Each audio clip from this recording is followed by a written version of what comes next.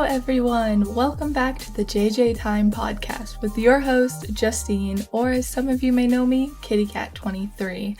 And we are back with another episode on Time. How is your wonderful day going? Is it going good, bad? Well, no matter what, I hope you're getting through it. On today's episode, we are going to be talking about narcissism and just how it happens, some of the symptoms, treatment, history, and I even have some experiences with some really narcissistic people that I know in my life that I am no longer friends with, and there's a huge reason why. So if you guys don't know what narcissism is, it is essentially where someone thinks of themselves as better than you. That is like the best way to explain it. It's where they think that they are just superior to everyone and that everyone who talks to them is inferior. They have an unreasonably high sense of importance. They need to seek a lot of attention, and just like basically if they're doing something, they want people to know about it. And depending on what type of narcissism people have, there is different reasons behind it. One reason could be because they are really they aren't as confident as they are and they kind of put on a mask to hide it, or there is some types of narcissism where they just generally think they're better than everyone. Having narcissism, usually it comes, you can see it in childhood and it's very prominent in adulthood. With narcissism, women and men get it the amount of the same. It is seen more in men, but there's really no studies backing that up as much as I would want. But the reason why narcissism is not the best disorder to have is that it can cause problems within your life. It can cause problems with work, with school, financial matters, literally anything. Some of the symptoms that you can have with narcissism, there's a whole bunch depending on what you have.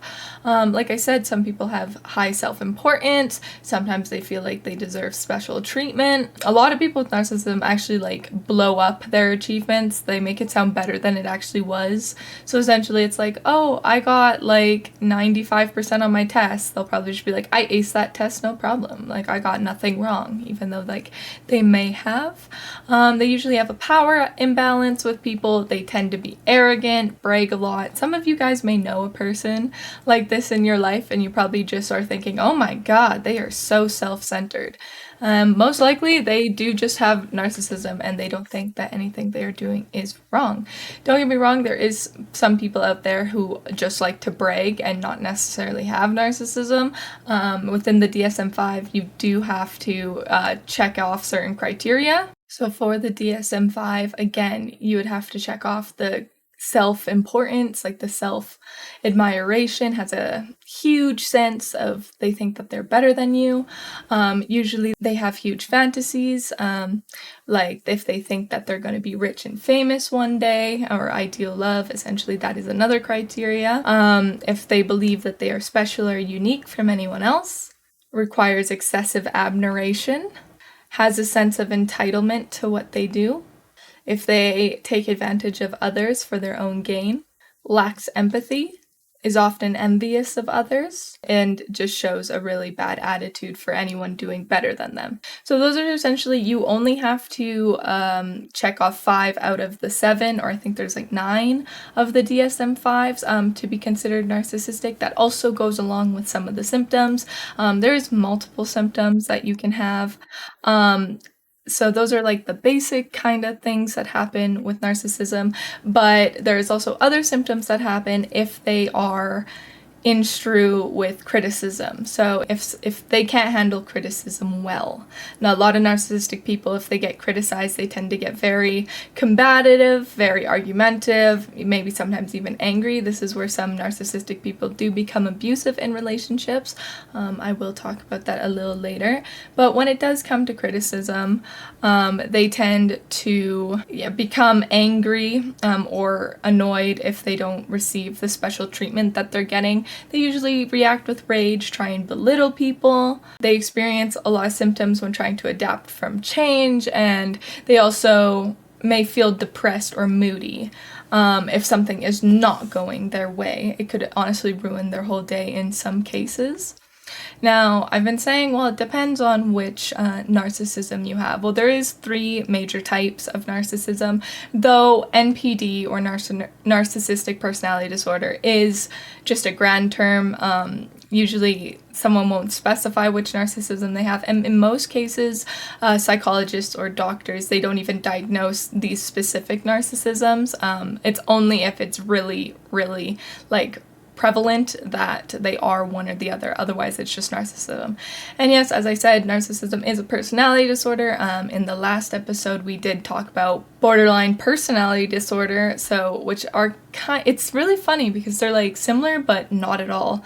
Borderline personality disorder is like the fear of losing everything and nothing like that, but then at the same time with narcissism, it's like, well, they feel like they need everything and they will do everything in their power to get it. And it's the same with BPD, where they will try everything in their power to get it. It's just 2 different ways on how they get it. With BPD, they try and like they will have immense fear and think like that people hate them, and so that they're going to try and make, like, people with BPD will try and make you like them. But with NPD, it's like they already know you like them, but they're going to manipulate you in a way to make you like them more. It's really interesting. But with the 3 different types, the first one is grandiose narcissism, or I don't know how to say the word properly, like grandois. No, like just I think it's grandiose narcissism, or just like grand narcissism. With grand narcissism, this is the typical narcissism where people believe that they are superior to any other human. Even during childhood, they think they are better. They tend to brag and usually become elitists. With grandiose narcissism, they are very, very self-absorbed, but at the same time, they are also the most self-confident. They are very confident in themselves, and they know what they are doing because they believe that they deserve everything. And anyone who gets in their way, that doesn't believe that they're of importance, they can just screw off, basically, in their world. Ironically, a friend I used to have, I will keep them anonymous because I don't want them to kill me, because I feel like they would if they had the chance. This person experiences grandiose narcissism.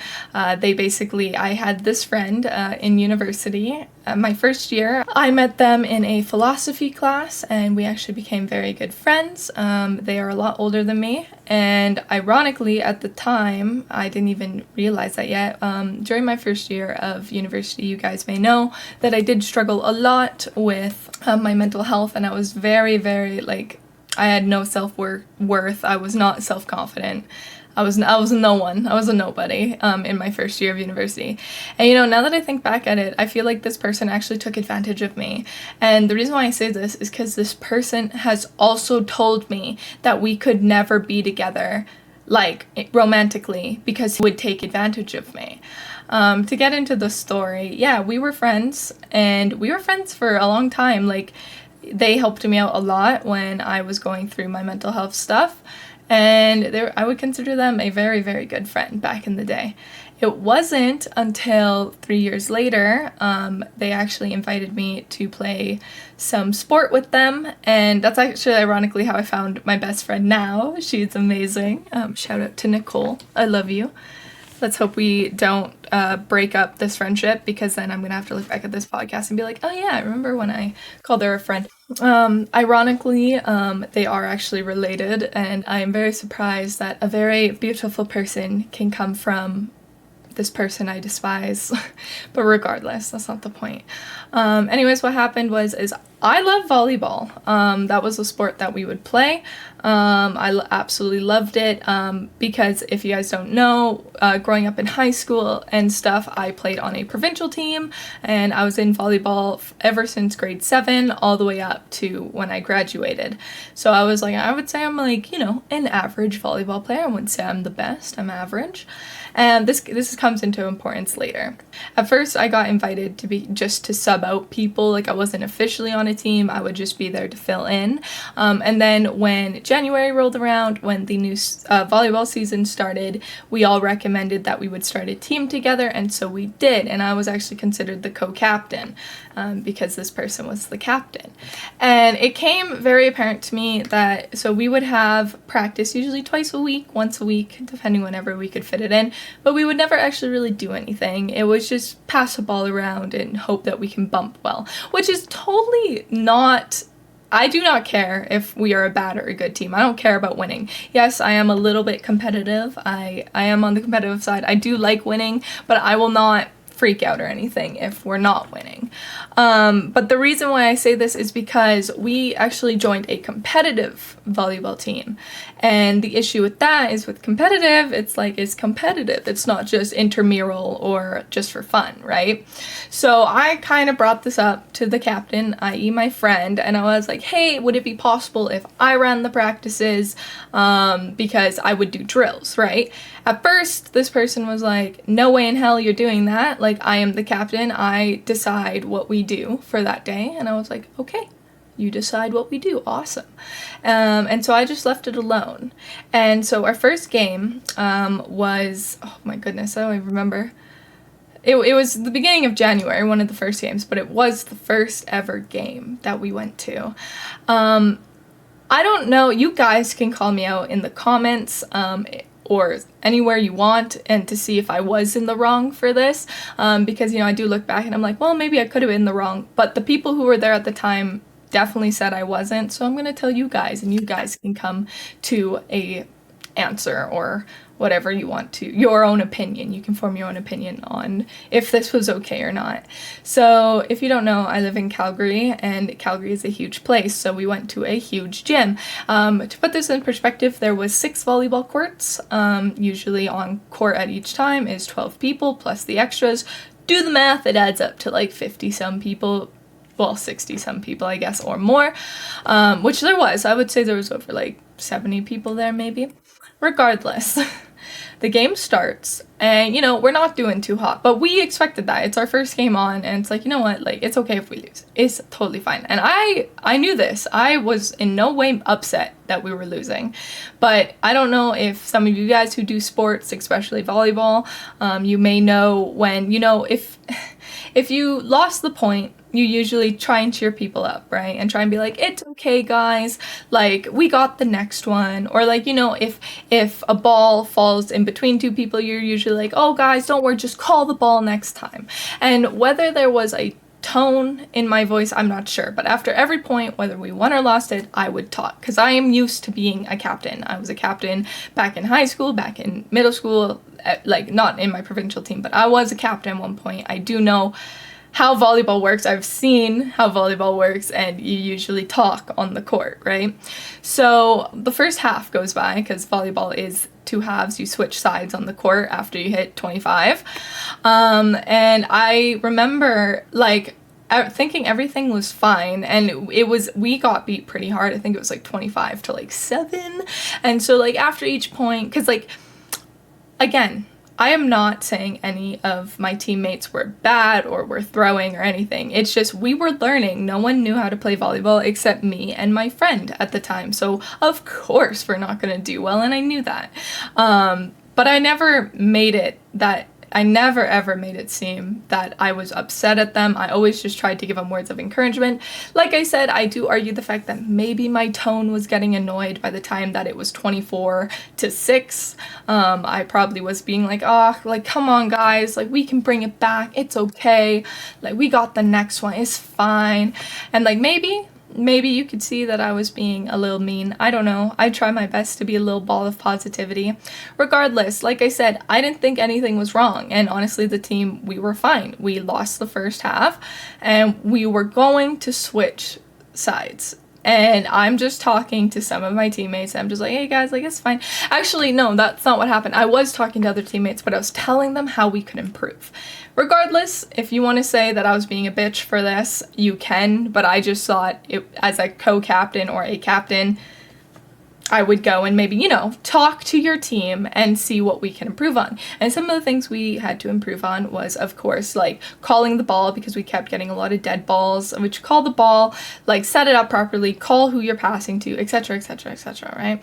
Because one of the things that they didn't know is that setter gets second ball. That's always been a thing. Setter gets second ball. And so that was something we were trying to work on. As I'm literally talking to one of my teammates, just being like, yeah, look, or actually, this is what happened. I was showing him how to bump the ball properly. Again, I'm not trying to be mean. I'm just trying to help, because if you're bumping a ball where it's actively hurting your wrist, I'm going to show you how to not hurt your wrist, right? Like, that's just common sense. Anyways, I'm in the middle of explaining this, and this person, the friend I called at one point, comes up to me and just starts screaming at me, humiliating me in front of the 70 to 100 people that were at this tournament. The first thing they say to me is, "You are being the biggest fucking bitch I have ever met." And I was like, what? And I literally was so flabbergasted. I just was like, wait, what? Like, what do you mean? And she's screaming this, like, on the top of his lungs. He's like, "Your whole mood is bringing everyone fucking down. You're the whole reason why we're fucking losing this volleyball game. Like, no one wants you here. Like, everyone just wants you to leave. Like, no one's having a good time with you." And yells it. It's echoing at this point, okay? Just to give you a little picture. And I'm just sat there, like, mouth open, no idea how to respond. I think I just got out, "Oh, okay." And I'm, like, trying to be, like, really strong and, like, not cry my eyes out. And so I look to Nicole, my friend, and I'm like, and this is where the tears come, right? Because I don't like getting embarrassed. That was humiliating, actually. That was the first time someone's ever humiliated me in a public space in my entire life. As a 20-year-old, it was pretty traumatizing, I would say. I look over to Nicole and I'm start crying, and through tears, I'm just like, "Am I being a bitch to you guys? Because if I am, I will go." And she's like, "No, I don't know why they would say that." And so I then look to my other teammates and like just to kind of be like, "Well, what do you guys think?"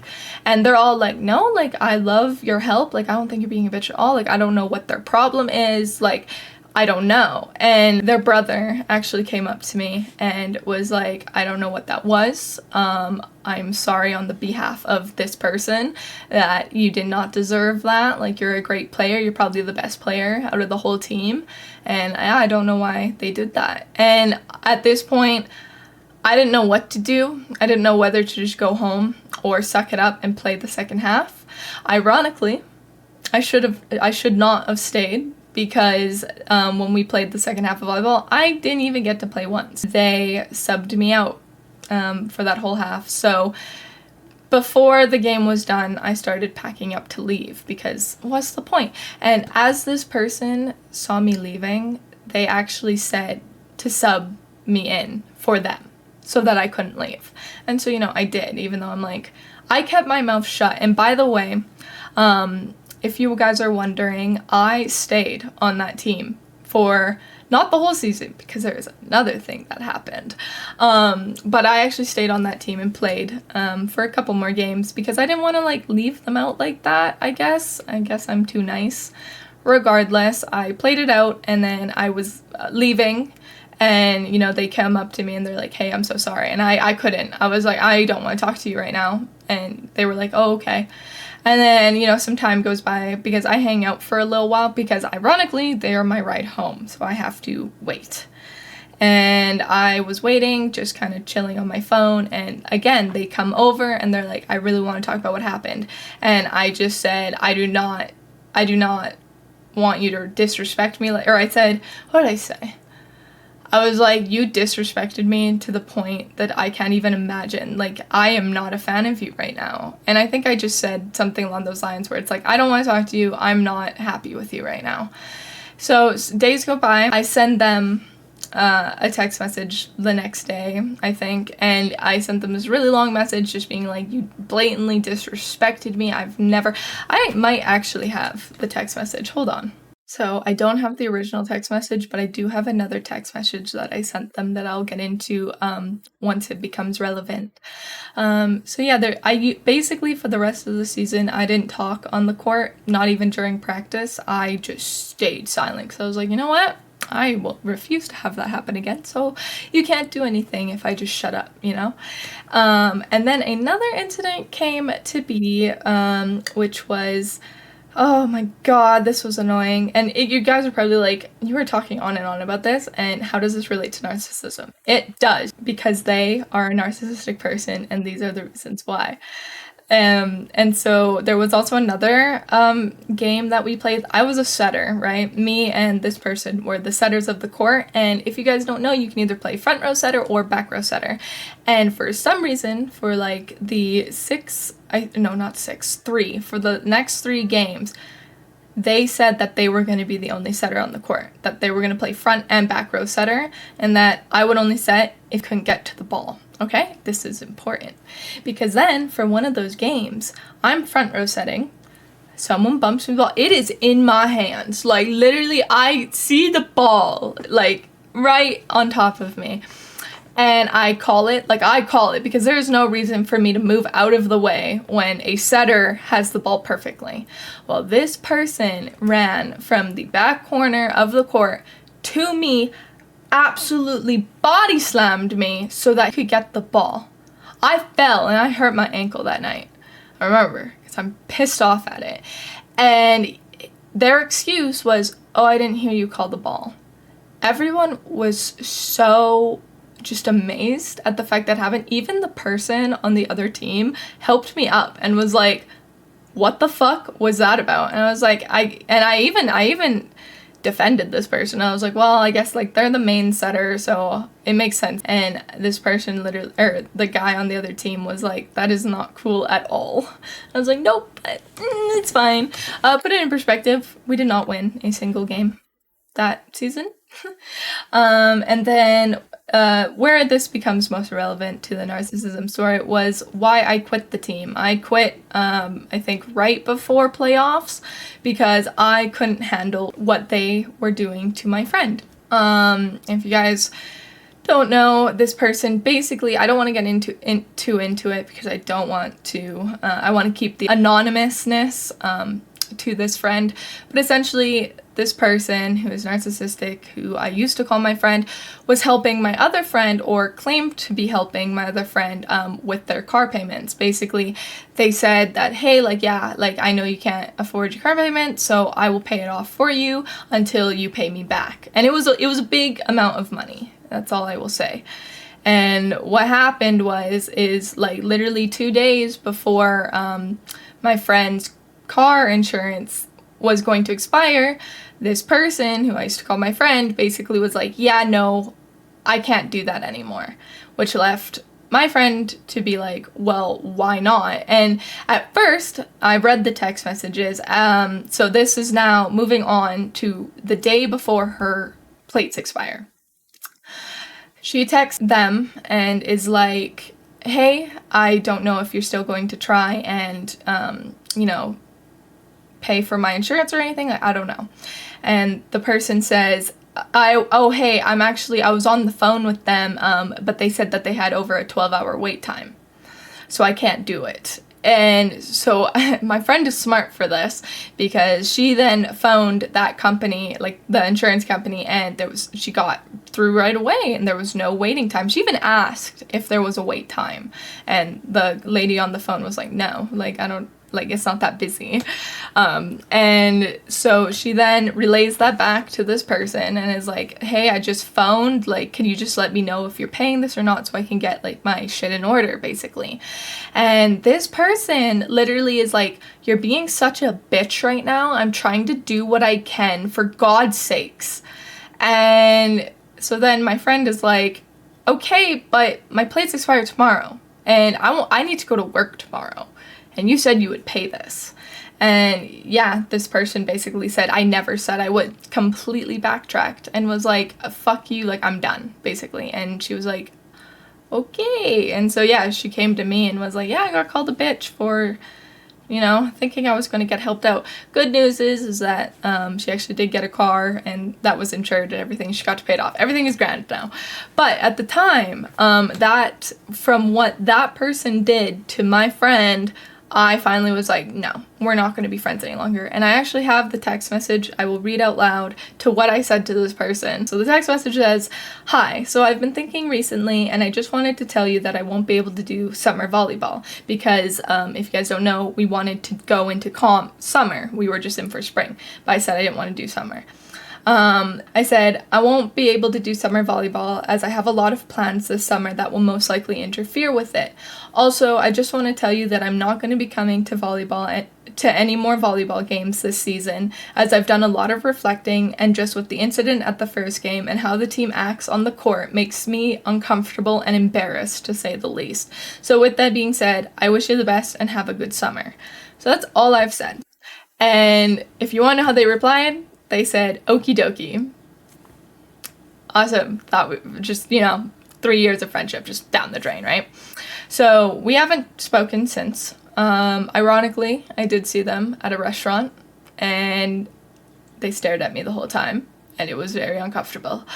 But regardless, you're probably thinking, well, why is this person narcissistic? Why even bring him up? Well, that whole story just kind of shows how narcissistic the person was. So again, they completely humiliated me the first game and just kind of took complete control over me to the point where I was like, no more, none of this. Also, the reason why I do say that this person is narcissistic is because if you guys don't know, you can take a test. You actually do have to pay for it if you want to take like the legitimate test, but it's the Hexaco personality test. I took it in psychology, and this person actually did pay for me to take the test so that we could compare our results. The Hexaco test essentially just tells you how high you are on honest humility, like if you're an extrovert, an introvert, if you're like open, if you're closed-minded. It's supposed to tell you everything you know about your personality. It's like 100, I think it's 100 questionnaire, and it will do that. Anyways, they did the test, I did the test, and we compared results. And just from looking at this person's Hexaco test, it does state high in narcissism or high in honest humility. If you're high in honest humility, it essentially, or no, low. It's very low on honest humility, which essentially means you're very manipulative and blah, blah, blah. So when we compared our answers together, it completely showed that we would not work together. And they openly said this to me. They were like, "We cannot be in a romantic relationship ever because I would totally abuse you and take total control over you." Red flag, right? I should have noticed the red flag, but I didn't. By the way, this was back in my first year of university when we did it. And yeah, I was just like, okay, I guess so. And the most funny part is that when I was at my lowest, my lowest in mental health and stuff, they totally could have taken advantage of me because I was a doormat. I fully admit that I was a doormat to literally anyone who came across my path. So I'm surprised they didn't, but this is what I say, which makes me realize it now. It's that I think when we reconnected 3 years later for the volleyball sport, I think they were trying to kind of take control of me, manipulate me into the way they wanted. And it's ironic because a lot of manipulators will try and gaslight you, and they actually make you sound work you up to make you sound like you're doing all of these good things. I always got praised for absolutely everything I did. Yeah, actually, something I specifically remember was when they were talking about my content creation and how they were so proud of me and that they were going to help me make business cards and that they wanted me to be on this podcast because I was so big, blah, blah, blah. And it turns out that they just used that fuel so that when I met the person that I was going to be on the podcast with, they completely lied about me and made it all about them. They were like, yeah, I found her on the internet. I grew her channel. I did this. I did that. And I was just like, uh-huh.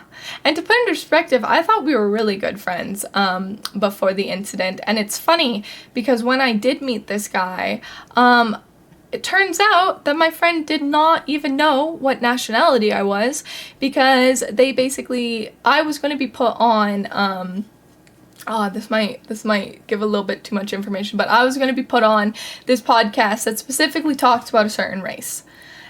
And I guess that my friend at the time thought I was that race, even though I never once said I was that race. And I've even remember recalling saying I wasn't that race. And yeah, that was the most awkward conversation I had to have. And I didn't embarrass them then. But yeah, when we walked away and like kind of had our own time, I was like, I'm not that race. And I never ended up going on the podcast because to me, it was like, well, then just lie about it. Just say you are. And I'm like, that is completely culture disrespect. I'm not going to disrespect a whole culture and faking it that I am. And so, yeah, never ended up doing that. And this person took me to concerts, bought me stuff all the time, and it just made me feel so uncomfortable. I've never asked for it, but as someone who was in psychology for 3 years at the time, I was understanding that, hey, you are showing off some really narcissistic tendencies right now, which they were. And when I talked to their sister, she even said, like, that this person has a God complex, which you can argue that God complexes and narcissism are different. If you don't know, a God complex is essentially being like, nothing could ever kill me, I am better than everyone, I am God, essentially. Whereas narcissism is like manipulation stuff. But then, as we got talking, we talked for so long that day. I think we talked for like 6 hours just about this friend, and was like, we both came to the realization that, yeah, they only need us in their life when it's relevant, basically. And I really started to notice that with like, the volleyball, the podcast, everything. It was just like I was being blatantly used, and I am so sad to say that I did not notice that earlier, which I should have, but I didn't. And yeah, to this day, this person still openly on their stories will brag about what they have, which, all to the person. If you want to brag about something, you totally can. But when you make a post that you're at the gym and you're saying that you are absolutely better than everyone and no one can do what you do, I think I've seen stronger people out there. I think you are not the only person who could do that. Regardless, I digress. I don't want to get myself sued, so I'm just going to be like, this all happened. I kept the anonymity, whatever the word is. So person, if you are watching this podcast, I do not forgive you for what you did to me at all. I feel like this podcast is literally just me saying my piece and just being like, yeah, here is my big fuck you, basically. Regardless, that is the story. It sucks. I can't believe I actually didn't get manipulated by this person, which is insanity. Again, I was also in a toxic relationship, that I was I wouldn't call him a narcissist. I was just very manipulated, so I guess I could recognize the signs faster. I don't know. Regardless, that is essentially my experience with a narcissistic person. I used to always joke when I was younger when I was first getting into psychology, that my dad was actually a narcissist. He's not. He just kind of has his own thing going on for him. But yeah, usually like people with narcissism, it's never fun. If you do know someone who is narcissistic or is showing any of the traits that maybe there was an incident that happened to you that is similar to mine, please reevaluate your friendship, because most of the time narcissistic people will just use you and they don't care. Like, it is said like that people who are narcissistic have no friends. They just use everyone for their own benefit. So, yeah. Maybe the only reason why I got invited on volleyball is because I was kind of good at it, but who knows, right? Who knows? Anyways, moving on. That is essentially grandiose narcissism in a nutshell, that huge long story. This is just, yeah, they think that they are better than everyone, that they are better than everyone, and that no one can get in their way. Another type of narcissism is vulnerable narcissism. So this is essentially the exact opposite.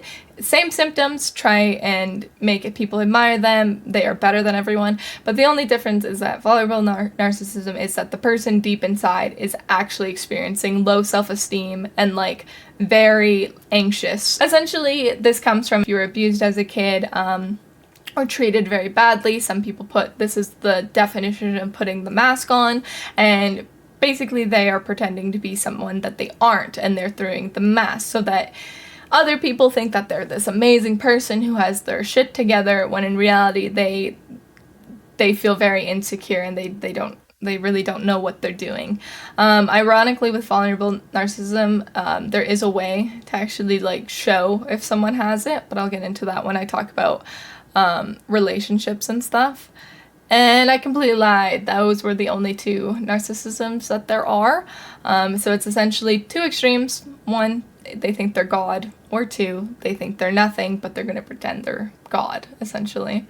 You may be wondering, well, how, like, what are the causes of this? Like, is it genetics? Is it environmental? Well, yes, it is all of them. So it can develop, it develops in childhood. Narcissism cannot develop later in life. It can really only develop during childhood. So you either have it or you don't. And usually in your environment, the reason why, one of the causes is that if your parents tended to spoil you too much or criticize you too much, can make you have narcissism. What I mean by this is they criticized every single thing you do to the point that you could never do anything right. Most likely you'll get vulnerable narcissism, which is where you will try and make it look like you have everything put together and stuff, so you can't be criticized, essentially. But if they were too much admiration, if they like spoiled you so much, then you'll get the grandiose narcissism, where you will think that nothing could ever hurt you because you've gotten literally everything given to you. As for genetics, inherited characteristics plus personality traits, it's the same thing as always, where if your parents are narcissistic, you're most likely going to be narcissistic, considering you'll most likely be raised in a narcissistic household as well, which, you know, is never the best. And then lastly, yes, there is researchers have found that neurobiology connections between certain points of the brain can also cause narcissism, but it's not studied as to what exactly, though I would consider probably the prefrontal cortex would be the biggest thing, considering all personality disorders come from your prefrontal cortex, because that's your personality center. But yeah, they essentially think they can't do anything wrong. And the ironic thing with narcissism is anyone, or at least most people with narcissism, will never seek treatment. Because why would you seek treatment if you think you're already perfect? Right? So usually treatment is actually not done for narcissism, because again, there's so many low cases of people getting treated, because why would you want to get treated if, you know, you're amazing, right? But if you do try and get treated, like if you do have narcissism yourself and you kind of are trying to reflect on life, maybe a boyfriend broke up with you saying that you're a terrible person, or someone in your life is saying, hey, you're very manipulative, not a nice person, could be from narcissism. That's usually when people will try and seek treatment. The only treatment is usually talk therapy. And ironically, people who do get diagnosed with narcissism usually come into therapy for something totally unrelated, whether that's depression, anxiety, or even like drug abuse. Some narcissism, you know, they're like, oh yeah, I have a problem with like alcohol, but I don't have a problem with people. So that's usually how they get diagnosed. But yeah, talk therapy is the only thing that really works. If you don't know what talk therapy is, it's just psychotherapy. It's where you just talk to a person and hope that they understand what they are doing is not normal or the best that they are doing, and to usually help that way. Usually, if narcissistic people do get support, they need a lot of family support, and it's a little different than getting support from any other disorder, because how they say to treat narcissism or narcissistic people, if you're a family member, is to essentially be like, to call them out on what they're doing is bad, which is something like the number one thing narcissistic people hate. They hate getting called out on what they are doing. So yeah, it is very hard. If you do know a narcissistic person, in my own experience or my own opinion, to all the narcissistic people I've met in my life, they will never change until, you know, I guess if they have like a realization that maybe they have to. But a lot of people I know usually never change their ways. But yeah, and ironically, with narcissism and everything, when I got out of my very toxic, abusive relationship and I met my current relationship, My whole family was so worried that he would walk all over me. And I remember saying that if he had the chance, he could totally take advantage of me back in the day, because if he was a narcissistic person, oh my god, I would not imagine what I'd be like today. But regardless, I'm going to turn towards the relationship part of this. And since, I am a girl and I know a lot of people who are going through very toxic, abusive relationships that I wish they would get out of, but they don't. So I'm gonna just sit here and chat with you guys and kind of show you guys, because a lot of people who are narcissistic hide it very well.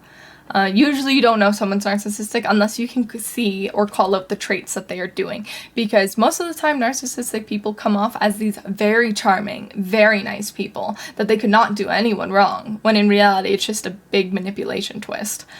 So if you're in a relationship, these are some sentences to look out for that your partner may or may not be narcissistic. So essentially, the first one is, why do you start arguments? A narcissistic person will basically blame you for starting arguments and get upset. And yeah. The second one they say is, why are you so sensitive? If you hear this, oh my god, this is like one of the telltale signs that your person is narcissistic, because no, you are valid for your feelings. I think calling someone sensitive is absolutely the worst thing in the world to call someone, especially when they're being vulnerable to you or to anyone. The only time I think people are really sensitive is like when it comes to certain things, but I'm not going to talk about it on this podcast because I don't want to get canceled. Another thing they might say is, I'm sorry you feel that way. This is one of the things I learned in psychology. If every time your significant other, or friend for this matter, says, I'm sorry but, or I'm sorry you feel that way, they are not sorry. They are just doing that to either try and make you feel better or make them not seem as a bad person.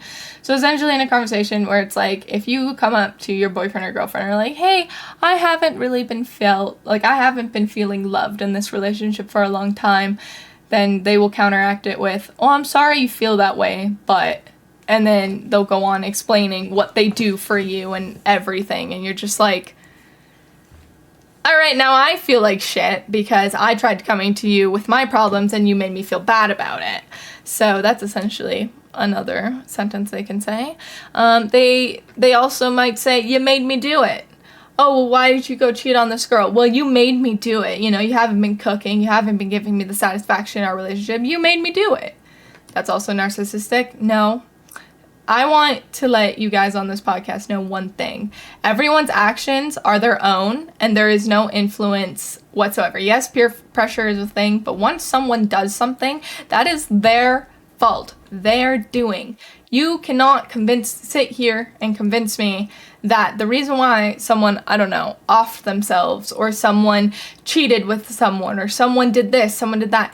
No, that is your decision and your decision alone. No one else's. So this whole cheating thing where, oh, well, you made me do it. No, you didn't. You could have broke up with me before I cheated, right? Regardless. And the last thing they might say is, here we go again. So if you try and bring up a recurring problem in your relationship or friendship, they will always kind of sigh it off and just be like, ugh, here we go again, I guess. So they essentially just make you feel like shit all the time. But it's ironic because you see this in cases of abuse and extreme, like, domestic abuse, emotional, manipulative, blah, blah, any word of the book. You see this in a lot of cases where basically narcissistic people, or even just abusers in general, will try and beat someone down so much that they think they are absolutely nothing. Also, they try and make it seem like everything is your fault. Going back to the incident story with that friend that I had, they at one point did try and talk to me and say that it was my fault for them getting mad at me. And this was at one of the practices, and I was like, you only got mad at me because you thought I was being a bitch to everyone. And then they backtracked and were like, well, you kind of were. And I was like, stop right there, Other signs in your loved one or best friend, boyfriend, girlfriend, whatever friend, even a family member, they lack empathy, can't take responsibility for their actions, or apologize. Usually, like, again, it's the I'm sorry, but, or they won't even apologize. They'll just be like, Okay, like, sucks you feel like that.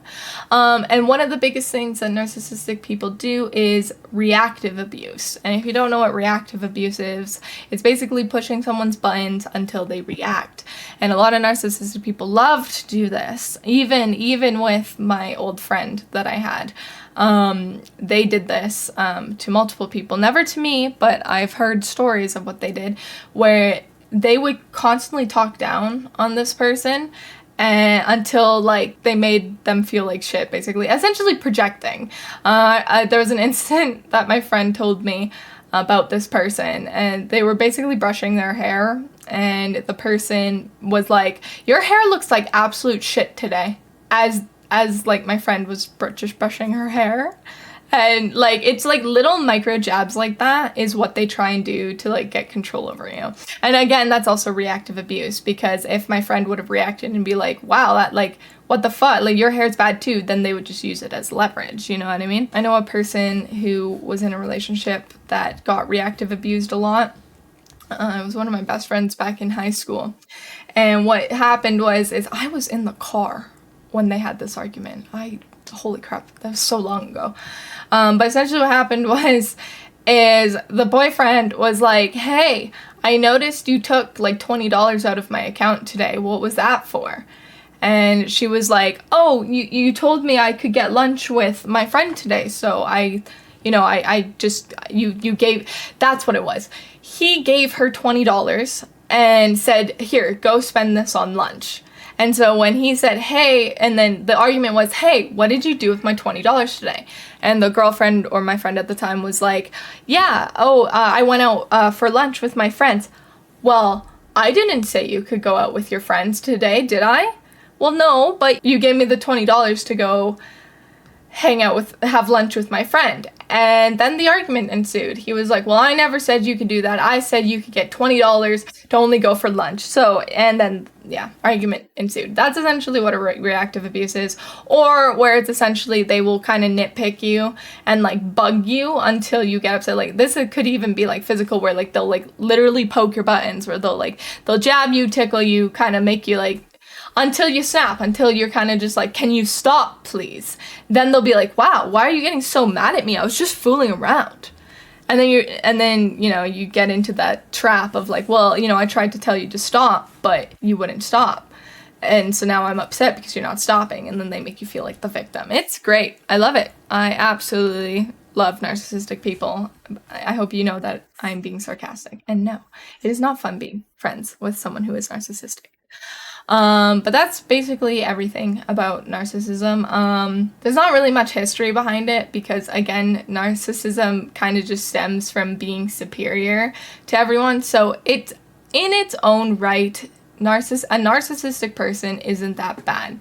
Like, no one, like, there are functioning narcissists, like, there is people out there who have narcissism but are nice. That is usually just the braggers out there. Like, to put it in perspective, I don't have narcissism, but I used to brag a lot as a child. I used to always want attention for everything that I did. So like I said, there is people out there who do that. It just only becomes a problem when, you're actually actively affecting your friends, families, and financials, because some people who have the grandiose narcissism tend to spend all their money because they think they'll just get it back if they just ask nicely for people, which is not very fun. Not that fun. But yeah, usually you see narcissistic people with, like, the nicest stuff. Like, oh my god, that just reminded me back in high school. I know someone who is narcissistic, as I've been saying, and in high school, this is another person, I remember getting a new car. My grandparents were so nice, and they got me, like, literally, like, a year-old, like, car. Like, it was amazing. I still have it to this day. I love it. And I remember telling my friend that, "Hey, yeah, I got a new car today. It was pretty awesome." Guess what? Guess who got a new car a week later? Just guess. And guess who bragged about it and said that they bought it with their own money, even though we were literally 16 in high school. And that car There's no way you are buying a $20,000 car with your own money. And then, ironically, it came out. Well, actually, I guess it was rumored. It was talk with high school gossip. The whole talk was that, his mom bought it for him. And you're just like, oh, yeah, okay.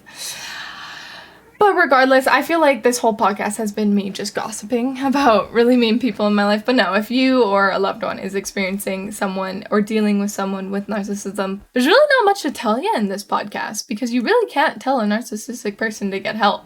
The only time you can really tell them to get help is never. It's when they have no friends. But I will say, if you are experiencing this manipulation or someone is constantly bringing you down in ways that I've explained, don't be friends. You are not obligated to be friends with people. And one of the biggest things is that I would say is do not get financially trapped with narcissistic people, because that is one of the biggest ways that they will try and take control over you, is by being exactly like my friend did. They would always buy gifts for me, take me to concerts, to events when I never asked. It's to have that leverage over you, essentially. Don't get me wrong, you can have friends who buy you a lot of stuff. Usually it's reciprocated, but it only becomes a problem if you guys are hanging out and then all of a sudden they're like, hey, you should buy me, I don't know, this game. And you're like, well, no, I can't really afford that right now, or I don't want to do that. And then they use it on you and they're like, well, remember all the things I bought for you, blah, blah, blah, blah, blah, blah, blah. And you're just like, oh, you're making me feel bad. It's really hard to recognize these signs like this, because again, narcissistic people are master manipulators. They are very good at what they do, and they will try their hardest to make you not feel bad until it is convenient to them. Like I said, I got dropped so easily by the one friend I had because I was no longer of use to them, which is fine. Regardless, I just want to make sure that everyone who is in an abusive relationship, I hope my podcast can help you recognize that maybe, you don't need to be in situations like that. Something I'm learning as, a young adult is that you do not have to stand for anything. You can leave at any point you want. You don't have to be friends with someone. You don't have to date someone. You don't even have to be friends with your parents if you don't want to. If your parents are blatantly disrespecting you, there is nothing that is keeping you there other than your own brain being like, oh, well, they might be mad at me. No. If you're being abused or if you're getting treated like shit at home by a boyfriend, a friend, or a girlfriend or whatever, you do not need to take it. And yes, as an abuse victim myself, it's very hard to come to realize that. But I hope that, maybe my words can get through to some people, or maybe they don't, who knows. But yeah, regardless, I want to leave you guys off on this fun fact, kind of changing notes a little bit, considering, we've been talking about relationships and how people treat you. I'll leave you with this fun fact. When you go to sleep at night, whoever the last person is on your mind is the reason for either your happiness or your pain. So I want you guys to think when you go to bed tonight, who you think about before you go to sleep. And then maybe you might have to do some self-reflecting if you don't think that they're bringing you happiness. That's something I had to do when I was in my toxic relationship. So trust me, try and recognize those signs, and it'll do you a lot better. But if you guys enjoyed this episode of JJ Time, I really hope you guys did enjoy it. If you guys did, feel free to rate it 5 stars, like, subscribe, comment, wherever you're watching me, whether that's YouTube, Spotify, Amazon, Apple, wherever you are watching me, feel free to leave something nice. With that being said, you guys, thank you guys for coming on to another episode of JJ Time. The next episode will be about color psychology and how certain colors can make people perceive you in certain ways. So if you guys want to stick around for the next episode, I hope you do. And I hope your guys' new year is going really well. I know it's probably pretty far into January now, but hopefully you guys are still sticking to your New Year's resolutions. I know I haven't been because, I did the controversial one of I'm going to get my life together. I'm going to get my health together. I'm going to eat that. It never works ever.